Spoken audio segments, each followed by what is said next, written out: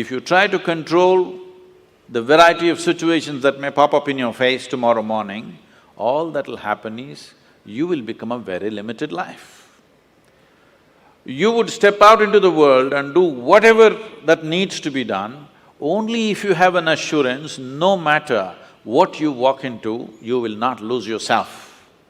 You will walk full stride, otherwise you'll only be a half a step. Most human beings are half steps because the fear of suffering. If this happens, what'll happen to me? If that happens, what'll happen to me?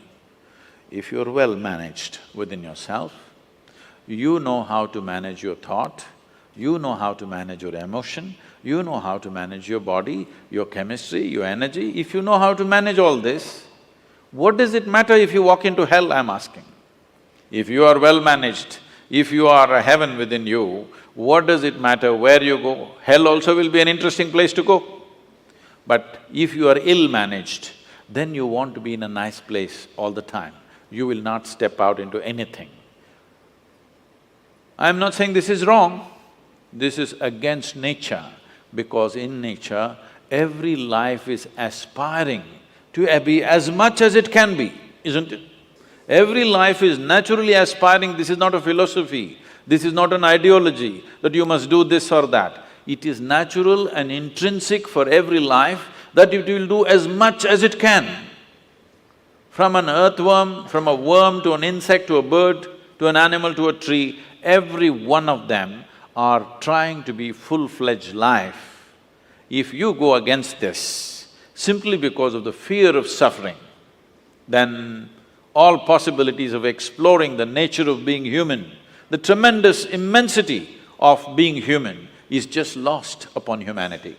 Today, you will see this everywhere. When people say, I am only human, they are talking about the limitations of being human. They are not talking about the possibilities of being human, isn't it? If we are the most intelligent species on the planet, if we are the most capable species on the planet, should we be talking about our possibilities or should we be talking about our limitations? Whenever anybody writes or says, oh, we are human, they're always referring to their limitations, never to the possibilities of being human. This is because the most fundamental things have not been taught in our education systems, how to handle your thought and your emotion. Your psychological drama has gone out of control. It's a badly directed drama, believe me. If it was a well-directed drama, you would take it to the conclusion that you want, isn't it? Because it's a badly directed drama, just about anybody can take charge of it. Who is the director of your psychological drama? Just about anybody, isn't it? Anybody can make it into a tragedy. The reason why people have not even learned to manage their thought and emotion. By the time you're 10, you should have learnt it. At 60, people still don't know how to manage their thought and emotion. They're standing up like ghosts in their life. They don't need anybody's help. They can go on endlessly creating suffering for themselves. Now, suppose you did not know how… you have normal hands and you do not know how to use it. What would you call yourself?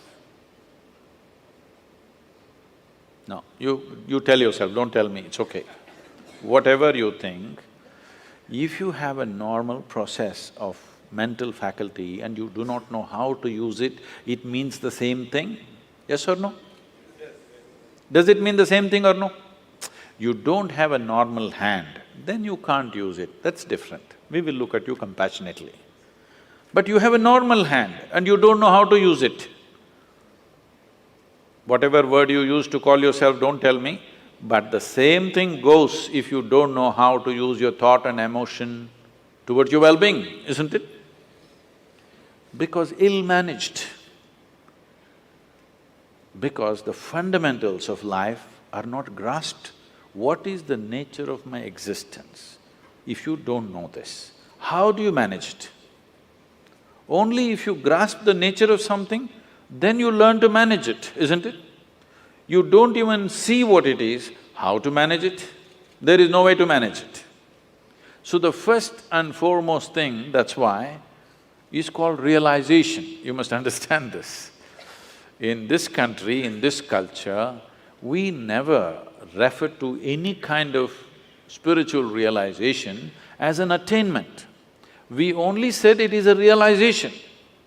Realization means you simply saw what is already there. You did not invent anything. You did not climb the top of a mountain. You are beginning to see everything just the way it is. But that has become such a rarity that it is being hugely valued. Someone was asking me 3 days ago, I was in Kerala, "Sadhguru, you seem to know everything." I said, "See, there is only one thing I know. I know this one thing from its origin to its ultimate." I said, "I know only one thing, and what are you clapping your hands for?" I know only this one thing. But because the nature of human experience is such, you know everything only through this one, isn't it?